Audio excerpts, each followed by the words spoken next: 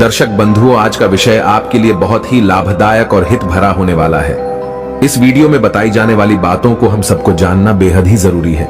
अक्सर हम लोग नासमझी में अज्ञानतावश कुछ ऐसा कर लेते हैं जिसकी वजह से हम लोग बहुत बड़ी मुसीबत में फंस जाते हैं। फिर बाद में सोचते हैं शायद ऐसा ना करते तो इस जिल्लत में ना पड़ते। क्यों ना हम विपत्ति में पड़ने से पहले ही कुछ सावधानी बरत ले जो कि हमें मुसीबत का सामना ही ना करना पड़े। दोस्तों, विद्वान लोग कहते हैं विपत्ति को पहले से देखकर संयम बरतने वाले को जीवन में कभी रोने का सर पीटने का छाती मलने का अवसर नहीं आता।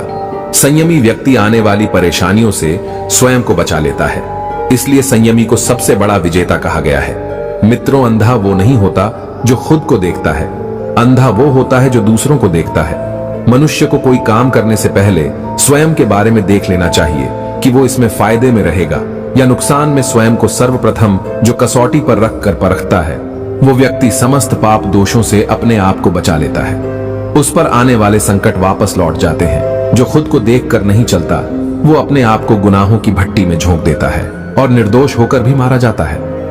दोस्तों, इस संबंध में मैं आपको एक कहानी से रूबरू कराता हूं। पंचतंत्र की यह कहानी आपको बहुत कुछ बताने वाली है।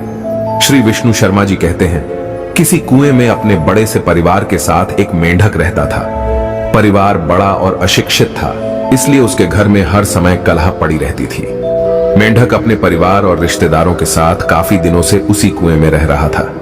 परिवार में अधिक सदस्य होने के चलते उनमें किसी ना किसी बात पर झगड़ा होता रहता था। मेंढक के दामाद उसे बहुत तंग करते थे। एक दिन उन्होंने मिलकर मेंढक को बहुत पीटा। मेंढक ने भी तंग आकर अपने दामादों को सबक सिखाने का मन बना लिया था। एक दिन वो रहट की घड़ी पर चढ़कर बाहर निकल गया और उनसे बदला लेने की सोचने लगा। तभी उसकी नजर एक बिल में घुसते हुए सर्प के ऊपर पड़ती है। मेंढक को बदला लेने का उपाय सूझ चुका था। उसने सोचा, क्यों ना मैं उन दुष्टों को इस सर्प से नष्ट करवा दूं, क्योंकि कूटनीति ये कहती है कि अपना काम साधने के लिए शत्रु के सामने शत्रु को और बलवान से बलवान को भिड़ाना चाहिए, क्योंकि ऐसा करने से दुश्मन को मारने में कोई तकलीफ नहीं होती। कहते हैं जिस तरह कांटे से कांटा निकाला जाता है उसी तरह दुख देने वाले शत्रु को शत्रु के द्वारा ही नष्ट करवाना चाहिए। यही सोचकर मेंढक सर्प के बिल के पास पहुंच गया और उसे मधुर आवाज में पुकारने लगा, हे भाई सर्प, मैं मुसीबत का मारा मेंढक आज आपकी शरण में आया हूं। मेरे रिश्तेदारों ने मिलकर मुझे बहुत पीटा है। मैं अपनी जान बचाकर घर से भाग आया हूं, वरना वे लोग मुझे आज मार ही डालते। अब तो आप ही मेरी मदद कर सकते हैं। आप उन्हें खाकर अपनी भूख मिटा लेना और मेरी परेशानी भी दूर हो जाएगी। आप मुझसे मित्रता कर लो। मेंढक की आवाज सुनकर सर्प ने सोचा, पता नहीं मुझे कौन आवाज दे रहा है। बुद्धिमान लोग कहते हैं जिसके शील का, कुल का और स्थान का पता ना हो उसके साथ मित्रता नहीं करनी चाहिए। हो सकता है कि कोई मुझे इस प्रकार बुलाकर बंधन में फंसाना चाहता हो। सर्प ने पूछा, अरे भाई, तुम कौन हो? कृपया अपना पूरा परिचय दीजिए। मेंढक कहने लगा, मित्र, मैं एक मुसीबत का मारा गंगदत्त नाम का मेंढक हूं और आपसे दोस्ती करने के लिए आया हूं। सांप कहने लगा, अरे भाई, ये तुम क्या कह रहे हो भला? आग और तिनकों की कभी दोस्ती होती है जिससे वध होता हो वो किसी भी रूप में उसके पास नहीं जाता। फिर तू इस मित्रता के बारे में कैसे सोच सकता है? मेंढक बोला, क्या करूं भाई, वैसे तो तू मेरा स्वभाव से शत्रु है, परंतु मैं अपने परिवार वालों से इतना परेशान हूं कि वे मुझे शत्रु से भी बढ़कर शत्रु लगते हैं। वो एक कहावत है कि जब सर्वनाश उपस्थित हो जाए और प्राण बचना मुश्किल हो जाए तब दुश्मन को प्रणाम करके धन और प्राणों की रक्षा करनी चाहिए। मित्रों, मेंढक की बात सुनकर सांप ने सोचा कि मैं तो अब वैसे भी बूढ़ा हो चुका हूं, मुझको अब शिकार भी नहीं मिलता है। क्यों ना चलकर उन मेंढकों को ही खाकर अपना पेट भर लूंगा। कहते हैं जो व्यक्ति कमजोर हो गया हो, जिसका कोई सहारा ना हो, ऐसे व्यक्ति को ऐसा कोई काम पकड़ना चाहिए जिससे आराम से जीविका चलती रहे। इस प्रकार सर्प मेंढक के साथ चल दिया।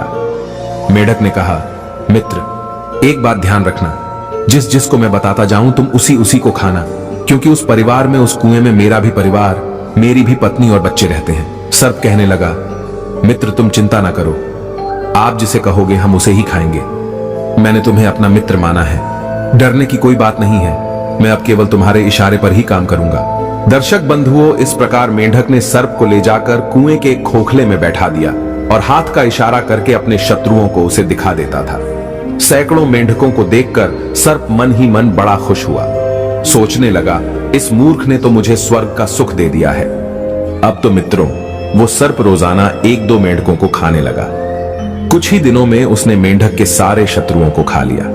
जब कोई शत्रु बाकी नहीं बचा तो सांप ने मेंढक से कहा, अरे भाई मेंढक, तुम्हारे शत्रु तो मैंने सब समाप्त कर दिए हैं। अब ये बताओ कि मुझे भूख लग रही है, मैं अपनी भूख किसे खाकर मिटाऊं? मेंढक बोला, मित्र, अब आप यहां से चले जाओ और बाहर जाकर अपनी भूख मिटा लेना। मेरा काम खत्म हो चुका है, मेरे सारे शत्रु मारे जा चुके हैं। मेंढक की बात सुनकर सर्प मेंढक से बोला, अरे मूर्ख, तू मुझे यहां से जाने के लिए कह रहा है? अब बता मैं कहां जाऊंगा? मेरे बिल पर तो किसी और ने अधिकार जमा लिया होगा। अब तो भलाई इसी में है कि तुम मुझे यही रहने दो और अपने परिवार में से ही मेरे खाने का प्रबंध करते रहो, नहीं तो मैं सबको खा जाऊंगा। मित्रों, मेंढक बेचारा बुरी तरह फंस गया था। वो अपनी भूल पर पछता रहा था। सोच रहा था, काश मैं इस सांप को यहां ना लाता। अब तो मेरे और मेरे परिवार के ऊपर ही संकट आ खड़ा हुआ है। अब मैं इसे मना करूंगा तो ये सबको खाएगा। इससे बचने का अब तो एक ही उपाय है कि इसे एक मेंढक रोज खाने को देता रहूं। किसी ने सच कहा है कि अपने से अपार ताकत वाले शत्रु के साथ जो मित्रता करता है वो स्वयं ही जहर खाता है। इसमें कोई शक नहीं। मेंढक सोचने लगा कि जहां जिसका सब कुछ जाता हो, वहां अगर थोड़ी सी चीज देकर अगर बात बनती हो तो दे देना चाहिए, क्योंकि जोरावर व्यक्ति की मांगने पर जो निर्मल पुरुष दान भी मन से नहीं देता है, बाद में वो सब कुछ ही छीन लेता है। चतुर व्यक्ति वही है जहां सब कुछ जाता हो वहां आधे को ही बचा ले, क्योंकि सर्वनाश उसके लिए दुसह हो जाता है।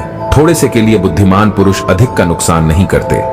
मेंढक भी लाचार होकर अब उसे एक मेंढक खाने को देता था। एक दिन सांप ने अन्य मेंढकों को खाने के बाद मेंढक के पुत्र को ही खा लिया। इस बात से मेंढक बहुत दुखी हो गया और रोने लगा। तब उसकी पत्नी ने कहा, अरे दुष्ट, अब क्यों रो रहा है? तूने तो अपनी जाति को ही समाप्त कर डाला, ये भी नहीं सोचा कि दुख के समय अपनी ही जाति के लोग काम आते हैं। मित्रों, कहते हैं जैसे गंदे कपड़े पहनकर चाहे जहां भी बैठा जा सकता है, उसी तरह आचार भ्रष्ट मनुष्य अपने बचे कुचे चरित्र की भी रक्षा नहीं करता। पत्नी कहने लगी, अरे मूर्ख, अब रोने से कोई फायदा नहीं, इसलिए यहां से भागने में ही भलाई है। इतना कहकर मेंढक वहां से भाग निकला। उधर जब कुएं में एक भी मेंढक नहीं रहा तो सांप को भूख लगी। उसने उसी खोखले में रहने वाली एक गोह से कहा कि देखो बहन, हमारा भोजन खत्म हो गया है। मेंढक भी यहां से धोखा देकर चला गया है। अब तुम एक काम करो, तुम जाओ और वो मेंढक पास के ही तालाब में गया होगा, तुम उसे बुला लाओ। सर्प की बात मानकर गोह मेंढक को ढूंढती हुई पास के तालाब के पास पहुंच गई और उसने सर्प के बुलाने की बात उसे बताई। मेंढक कहने लगा, अरे गोह, जा जाकर उस दुष्ट से कह देना कि गंगदत्त अब उसके जाल में फंसने वाला नहीं है। वो पापी है, धूर्त है। किसी धूर्त का विश्वास नहीं करना चाहिए, क्योंकि कहते हैं भूखा आदमी कौन सा पाप नहीं करता, कमजोर आदमी निर्दयी हो जाता है। मेंढक बोला, सब कुछ खोकर अब मेरी समझ में आ गया है कि अपनों के साथ विरोध बलवान के साथ स्पर्धा स्त्री, बालक, वृद्ध और मूर्ख के साथ विवाद कभी नहीं करना चाहिए। मूर्ख पुत्र, मूर्ख कन्या, क्रोध करने वाली स्त्री, दरिद्रता, दुष्ट पुरुषों की सेवा, नृत्य, कर्जा लेकर खाना, ये 6 बातें सुख देने वाली नहीं होती हैं। इनसे मनुष्यों को दुख ही प्राप्त होता है। मेंढक अब समझ चुका था कि आपस की कलह हमेशा दुख का कारण बनती है। इतिहास साक्षी है, आपसी कलह से ही महाभारत हुआ। आपसी कलह होने से ही हमारे देश पर मुगलों का और अंग्रेजों का शासन हुआ। कहते हैं भूलकर भी इन 7 लोगों को अपने घर में बुलाकर नहीं लाना चाहिए, चाहे कितनी भी गहरी दोस्ती हो। वे 7 लोग कौन से हैं? तो आइए ध्यान देते हैं। नंबर 1, बुरे काम करने वाले लोग, उनसे चाहे कितनी भी गहरी दोस्ती हो, उन्हें अपने घर में बुलाकर नहीं लाए। नंबर 2, बहुत अधिक खाने वाले को। नंबर 3, सबसे बैर बांधने वाले को। नंबर 4, बहुत बड़े ठग को। नंबर 5, हिंसक कार्य करने वाले को, जो दूसरों को कष्ट देकर सुखी होने की कामना रखता हो। नंबर 6, देश व काल का ज्ञान ना रखने वाले को, जिसके देश का कुल का पता ना हो, जिसे समय का ज्ञान ना हो, उसको। नंबर 7, निंदित भेष धारण करने वाले को, जो लोग ऐसी वेशभूषा बनाकर रहते हो जिसकी सब लोग निंदा करते हो, उन्हें अपने घर में भूल कर भी ना बुलाकर लाएं। मित्रों, इन 7 लोगों को अपने घर में कभी बुलाकर ना लाए, और यदि आ भी जाए तो अपने घर पर उन्हें कभी ठहरने ना दें। ऐसे लोग आपको भी हानि पहुंचा सकते हैं, और फिर कहीं आपके घर पकड़े गए तो आपको भी उसी दोष का दोषी मान लिया जाएगा। पापी, दुराचारी, अत्याचारी को शरण देना भी उतना ही बड़ा पाप होता है जितना कि उस करने वाले का। कहते हैं दुष्टों के साथ रहने से सज्जन भी उसी तरह नष्ट हो जाते हैं जैसे सूखी लकड़ी के साथ मिलने से गीली लकड़ी भी जल जाती है। इसलिए ऐसे लोगों से कभी कोई संबंध ना रखें, ना उनके साथ जाएं, ना अपने घर बुलाकर लाएं। ऐसे लोगों से हमेशा दूरी बनाने में ही भलाई है।